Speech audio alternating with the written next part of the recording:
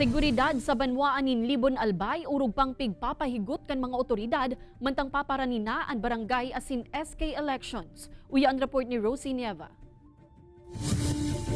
Pirang aldaw antes magpuonan campaign period, mas pinahigot kan mga otoridad asin COMELEC ang pigpapautob na security protocol sa banwaan kan Libon Albay. Siyam na barangay kaya digdi ana sa irarom kan red category kaya mahigot ang pigigibong pagbabantay kan kapulisan. Ang pinuprovide namin is yung yung baga kumalabas sa isang barangay, deployment po ng tao, halimbawa sa barangay, deploy kami diyan para sa hindi naman po para lang yan sa kapitan, para po sa barangay talaga po, para sa proteksyon ng barangay. Sa partay kan COMELEC Libon, preparado naman subuot sinda sa mangyayaring karampanyahan.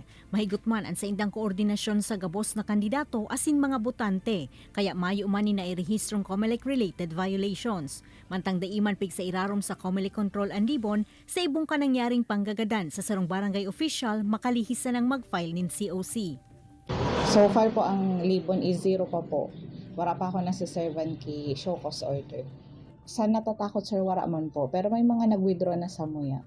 Mientras tanto, nagpakol na ngunyan sa 15 kandidato para sa barangay and SK election sa bilog na probinsya nin Albay ang pig-isyuan kan COMELEC nin show cause order huli sa amay na pangangampanya. In kaso mapatutuohan na nagbalgar talaga ang nasambitan ng mga persona, posibleng madiskwalipikar ang kandidatura kan mga ini. Tinawan doon kan COMELEC na sa Oktubre 19 pa mapuon ng campaign period, kaya mahigot na pigbabantayan ngunyan ang mga insidente nin premature campaigning. Ini si Rosie Nieva, Balitang Bicolandia.